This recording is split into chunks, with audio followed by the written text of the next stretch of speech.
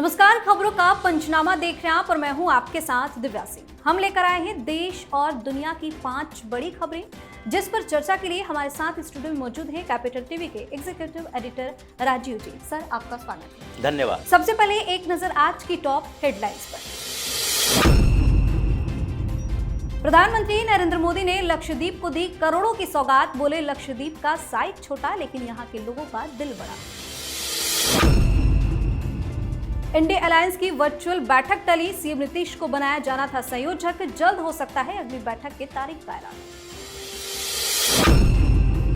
Hindenburg report पर supreme court का फैसला। एसआईटी जांच से इनकार। कहा, सेबी पर हमें संदेह नहीं। ईडी के सामने आज भी पेश नहीं हुए अरविंद केजरीवाल। ईडी को भेजा अपना जवाब। जांच एजेंसी के नोटिस को बताया गैर कानूनी। राजस्थान में अशोक गहलोत और उनके बेटे वैभव गहलोत के ठिकानों पर ईडी की रेड। झारखंड में सीएम हेमंत सोरेन के करीबियों पर छापेमारी। सबसे पहली खबर में बात पीएम मोदी की। प्रधानमंत्री नरेंद्र मोदी 2 दिन के तमिलनाडु, केरल और लक्षद्वीप दौरे पर हैं। पहले दिन पीएम मोदी ने तमिलनाडु के करोड़ों की सौगात दी। वहीं आज प्रधानमंत्री नरेंद्र मोदी मुस्लिम बहुल लक्षद्वीप के दौरे पर पहुंचे। इस दौरान उन्होंने कहा कि यह द्वीप समूह छोटा है लेकिन इसका दिल बहुत बड़ा है। पीएम मोदी ने केंद्र शासित प्रदेश में 1150 करोड़ रुपए की विभिन्न परियोजनाओं का उद्घाटन और शिलान्यास किया। वहीं केरल के त्रिशूर में प्रधानमंत्री नरेंद्र मोदी ने रोड शो किया। रोड शो के दौरान लोगों की भारी भीड़ देखने को मिली। पीएम मोदी पर लोगों ने फूलों की बारिश की।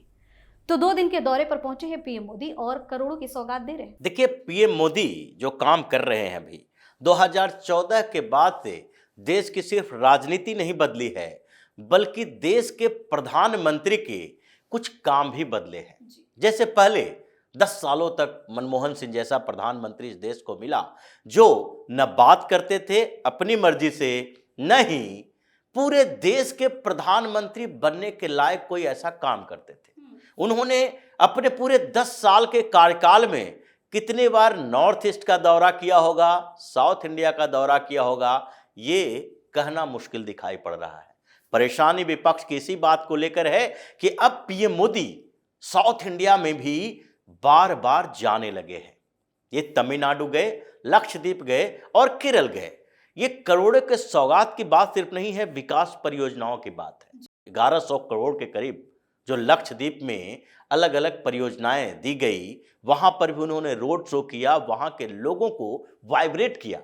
और साथ ही केरल में, जहां पर भारतीय जनता पार्टी के लिहाज से देखा जाए, जो ये पार्टियां कहती है, विपक्ष की जितनी भी पार्टियां हैं कि पीएम मोदी हर काम तो चुनावी एजेंडे के आधार पर करते हैं। केरल में कितनी सीटें हैं भारतीय जनता पार्टी की? एक भी नहीं लोकसभा में। फिर भी वहां पर वो परियोजनाओं का उद्घाटन भी कर रहे हैं, लोगों को संबोधित भी कर रहे हैं और लोगों को कनेक्ट भी कर रहे हैं। तमिलनाडु में भी भारतीय जनता पार्टी के पास क्या है? अभी वर्तमान स्थिति में कुछ नहीं, लेकिन फिर भी वो तमिलनाडु के में परियोजनाएं, एयरपोर्ट, उसके बाद उन जगहों पर जा रहे हैं जहां पर पहले के प्रधानमंत्री पहुंचे तक नहीं, जबकि वहां से कांग्रेस को वोट मिलता है, सीट मिलती है। अब राहुल गांधी साउथ इंडिया के दौरे पर रहते हैं। ये साबित करता है कि देश के प्रधानमंत्री होने के लिए आपको जरूरी है कि देश के हर एक व्यक्ति से आपका जुड़ाव महसूस हो, और यही पीएम मोदी कर रहे हैं। ये साउथ इंडिया में जो इनका दौरा है, विपक्ष के लिए बड़ा खतरनाक है। चुनाव होने वाला है और अब इन लोगों को लगेगा केरल में कैसे पीएम मोदी जा रहे हैं, क्योंकि इनके जाने से पहले ही वाम पार्टियों ने मीटिंग बुलाई थी। वहां क्रिश्चियन कम्युनिटी के लोगों से मुलाकात कर रहे थे कि ऐसा ना हो कि पीएम मोदी के दौरे के बाद केरल का समीकरण भी बदलना शुरू हो और ये जो हम दोनों यानी कि एलडीएफ और यूडीएफ के बीच लड़ाई चल रही है, उसमें भारतीय जनता पार्टी ठीक ठाक स्थिति में केरल में भी आ जाए। जी, इस खबर में बात इंडिया अलायंस की। इंडिया अलायंस की वर्चुअली बैठक आज होने वाली थी, लेकिन आखिरी समय में कैंसिल कर दिया गया। कहा जा रहा है कि मुख्यमंत्री नीतीश कुमार को इंडी गठबंधन का संयोजक बनाने के लिए यह बैठक आयोजित की जानी थी। दरअसल इंडी गठबंधन की दिल्ली बैठक के बाद से नीतीश कुमार नाराज बताए जा रहे हैं। कहा तो ये भी जा रहा है कि वह फिर से एनडीए में जाने की सोच रहे हैं। नीतीश को रोकने के लिए ही उन्हें इंडी अलायंस का संयोजक बनाने की चर्चा चल रही थी, लेकिन आज होने वाली वर्चुअली मीटिंग को रद्द कर दिया गया। अचानक से मीटिंग को कैंसिल कर दिया गया। ये अचानक से जो मीटिंग कैंसिल हुई है, ये अचानक से घोषणा भी की गई थी। ये पहले से तय नहीं था कि इंडी अलायंस की वर्चुअल बैठक अचानक से हो जाएगी। ये मल्लिकार्जुन खड़गे ने कहा, हम लोग भाई आपस में मिलजुल तो नहीं सकते, तो चलो एक प्लेटफॉर्म है वर्चुअली मीटिंग के लिए, उसी का इस्तेमाल कर लेते हैं। सब लोग एक दूसरे से बात करेंगे। बात किस पर होगी इसके बारे में चर्चा नहीं थी, लेकिन जब रातों रात इन लोगों ने प्लान बनाया, लालू यादव मिले, फिर उसके बाद मल्लिकार्जुन खड़गे से बातचीत हुई, राजद और कांग्रेस के बीच डील हुई, उसके बाद नीतीश कुमार के जो चेले चपाटे हैं उन लोगों ने कुछ पार्टियों के नेताओं से बात की, जैसे संजय राउत जैसे नेताओं से। इन लोगों से बातचीत करके इन लोगों ने तय किया कि ऐसा होता है कि जिस तरीके से बिना प्लान के पिछली बार ममता बनर्जी ने एक प्रस्ताव पारित करवा दिया, पेश कर दिया कि मल्लिकार्जुन खड़गे को बना दो पीएम का कैंडिडेट, उसी तरीके से अचानक से विस्फोट करेंगे, किसी को कुछ बोलने का मौका ही नहीं देंगे, नीतीश कुमार को संयोजक बना देंगे। क्योंकि नीतीश कुमार तो ऐसी धमकियां दे रहे हैं कि बिहार की सियासत डगमगा रही है, कभी भी वो पलटी मार लेंगे। अब पलटी मारने का मतलब ये नहीं कि सिर्फ एनडीए में चले जाएंगे, अगर एनडीए में नहीं भी जाएंगे और कांग्रेस राजद से गठबंधन तोड़ लेंगे, कहेंगे अकेले चुनाव लड़ेंगे, फिर भी भारतीय जनता पार्टी का प्लान सक्सेस हो जाएगा वहां, जैसे 2014 में हुआ था। इसलिए ये घबराहट में लालू यादव, सोनिया गांधी, मल्लिकार्जुन खड़गे, ये लोग आपस में मिले और नीतीश कुमार को पेश करने की कोशिश करते रहे। लेकिन नीतीश कुमार, लालू यादव, ये सब बिहार के ही नेता हैं, हिंदुस्तान के नेता नहीं हैं। अगर इंडी अलायंस में कांग्रेस को बिहार की ही राजनीति करनी है तो दूसरे राज्यों की राजनीति छोड़ दे। इसी में पेच फंसा और उसके बाद हुआ कि अचानक से अगर इस बैठक में नीतीश कुमार पर बात चली तो फिर अगर संयोजक नहीं बनाया गया नीतीश भाग जाएंगे, संयोजक बनाया गया तो दूसरे नेता जो हैं, जो नहीं चाह रहे हैं, वो अभी से ही छोड़ देंगे, इंडी अलायंस खत्म हो जाएगा। तो इससे बढ़िया है कि बैठक को ही पोस्टपोन कर दो। जी, और अब बात सुप्रीम कोर्ट के फैसले की। हिडेनबर्ग अडानी मामले में सुप्रीम कोर्ट का फैसला आ गया है और अडानी समूह को बड़ी राहत मिली है। सुप्रीम कोर्ट ने एसआईटी जांच से इनकार कर दिया है और सेबी को ही जांच करने को कहा है। सर्वोच्च न्यायालय ने कहा है कि हिडेनबर्ग रिपोर्ट में अडानी समूह के खिलाफ लगे आरोपों की जांच करने वाले बाजार नियामक सेबी के अधिकार क्षेत्र में दखल देने का सीमित अधिकार है। सेबी की जांच में सुप्रीम कोर्ट दखल नहीं देगा। अब सुप्रीम कोर्ट ने एसआईटी जांच से इनकार कर दिया है और दखल देने से इनकार कर दिया। देखिए, सुप्रीम कोर्ट का यह फैसला संभावित तो था, लेकिन सुप्रीम कोर्ट पर चूंकि अभी बहुत समय से पूरी तरह से भरोसा नहीं हो पाता कि कब कौन सा फैसला दे दे, क्योंकि सेबी जो इन्वेस्टिगेशन कर रही है और सुप्रीम कोर्ट ने पहले जो बताया था कि हिंडनबर्ग रिपोर्ट के बाद अडानी के शेयर गिरे हैं, अडानी ग्रुप के शेयर गिरने से यहां के इन्वेस्टर्स को नुकसान हुए हैं। अब ये विपक्षी पार्टी के नेता हों या फिर उनके वो जो कि उनके साथ काम करते हुए भी दिखाना नहीं चाहते कि हम राजनीति कर रहे हैं, ये एंटी मोदी गैंग यानी कि वकीलों की टोली भी है, उसमें प्रशांत भूषण जैसे वकील हैं जिसने भी याचिका दायर की थी, बड़े बड़े सवाल उठाए थे। उन लोगों ने सोचा कि अगर हिंडनबर्ग रिपोर्ट के आने के बाद इस मामले को उभारेंगे तो पीएम मोदी बदनाम होंगे। सुप्रीम कोर्ट में ये गए कि सेबी नहीं बल्कि दूसरे एसआईटी जांच हो। एसआईटी स्पेशल इन्वेस्टिगेटिव टीम किस बात की जांच करेगी? सुप्रीम कोर्ट ने जो कहा कि हमारा सीमित अधिकार है, इसका मतलब यह था कि सुप्रीम कोर्ट का मानना था शुरुआती दौर से कि ये जो अडानी के खिलाफ आरोप लगे हैं उसकी जांच करना न करना हमारे लिए जरूरी नहीं है। हमारे लिए जरूरी है कि अडानी के शेयर गिरने के कारण जो हमारे लोगों के नुकसान हुए हैं, इन्वेस्टर्स का नुकसान हुआ है, अगर ऐसी स्थिति बाद में भी आती है तो उससे बचने का क्या उपाय है। इसीलिए सेबी को यह दिया गया कि आप नियामक प्राधिकरण हैं, आप देखिए कि ऐसी परिस्थितियों में हम क्या कर सकते हैं और उसकी जांच वो सही तरीके से कर रही है। 24 में से 22 मुद्दों पर जांच हो चुके हैं, 2 के जांच के लिए 3 महीना का समय दिया गया। इसलिए सुप्रीम कोर्ट ने ये जो पूरा का पूरा ये गैंग था कि सुप्रीम कोर्ट की तरफ से ही कहीं फैसला आ जाए जिससे कि हमें मोदी को बदनाम करने का एक और मौका मिल जाए। ऐसे भी मोदी अडानी ये लोग करते रहते हैं, लेकिन ये जो कहा जाता है कि अडानी ने भी कहा है कि न्याय की जीत होती है, सच की जीत होती है, उसी तरीके की बात है। इन लोगों को बौखलाहट अब होगी, परेशानी हुई है। हालांकि मीडिया में इस खबर को सही तरीके से नहीं दिखाया जा रहा।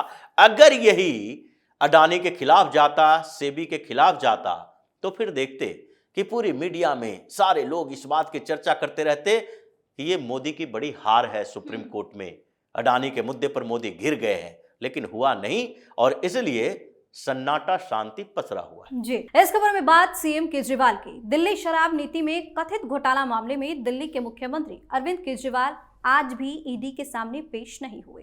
केजरीवाल ने ईडी को अपना जवाब भेज दिया। उनकी पार्टी का कहना है कि अरविंद केजरीवाल ईडी की जांच में सहयोग करने के लिए तैयार है, लेकिन जांच एजेंसी का नोटिस गैर कानूनी है। आम आदमी पार्टी का कहना है कि अरविंद केजरीवाल को गिरफ्तार करने की साजिश की जा रही है, उन्हें चुनाव प्रचार करने से रोकने की कोशिश हो रही है। आखिर किस बात से डर रहे केजरीवाल और ईडी का सामना नहीं कर रहे? देखिए, अरविंद केजरीवाल के पार्टी के लोग जो बता रहे हैं केजरीवाल को गिरफ्तार करने की साजिश की जा रही है। यह साजिश गिरफ्तार करने की है या इन लोगों की साजिश गिरफ्तारी से बचने की है? एक घोटाला हुआ है, उससे इनकार कर सकती है आम आदमी पार्टी?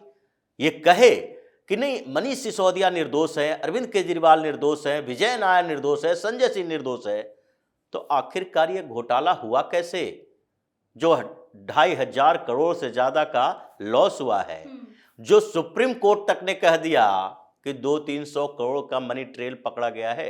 ये छोटी मोटी बात नहीं है, ये सारे लोगों ने मिलकर खाया, दिल्ली के लोगों का पैसा, शराब की नदियां बहा दी थी यहां।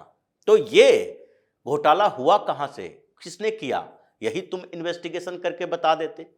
साजिश तो अरविंद केजरीवाल की पार्टी के अंदर इसके खिलाफ होगी।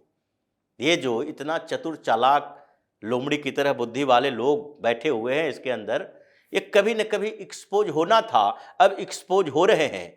केजरीवाल समन के खिलाफ कोर्ट भी जा सकते हैं, केजरीवाल इसका विरोध कर सकते हैं, लेकिन जब मनीष सिसोदिया भी गिरफ्तार हुआ, संजय सिंह गिरफ्तार हुआ, तो फिर केजरीवाल को भी गिरफ्तार होना ही पड़ेगा। यह जेल जाएगा ही, नौटंकी जितनी करनी है कर ले, लेकिन ये चुनाव प्रचार करने के लिए ईडी छूट नहीं देगी कि आपको जेल में नहीं डाला जाएगा।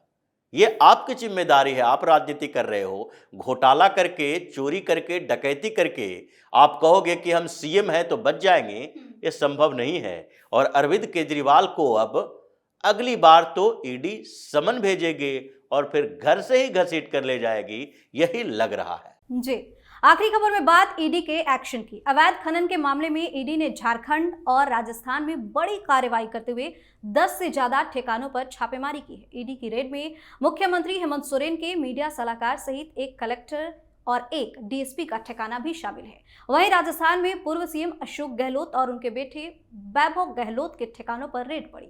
अचानक हुई इस एक्शन से झारखंड और राजस्थान में हड़कंप मच गया है। राजस्थान और झारखंड दोनों ही जगह ईडी का तगड़ा एक्शन देखने को मिला। ईडी का एक्शन तो होना ही है, क्योंकि इन चोर लुटेरों ने जितने सरकारें भारतीय जनता पार्टी के अलावा इन रीजनल पार्टियों या कांग्रेस की बनी है, कहां पर ऐसे बात नहीं आ रही है सामने, घोटाले सामने नहीं आ रहे हैं। अब ये लोग कहेंगे कि केंद्रीय एजेंसियों का गलत इस्तेमाल किया जा रहा है, तो केंद्रीय एजेंसियों का इस्तेमाल किया जा रहा है तो जहां भारतीय जनता पार्टी की सरकार है वहां पर अगर सरकार की तरफ से घोटाले होते हैं तो उसकी जांच के लिए उसके सबूत तो कोर्ट में पेश कर सकते हो। सरकार तो कांग्रेस की थी, तो कांग्रेस की सरकार जब थी तो कोयला घोटाला हुआ, करोड़ों रुपए का, सरकार कांग्रेस की थी। उसी समय सामने आया 2G स्पेक्ट्रम घोटाला।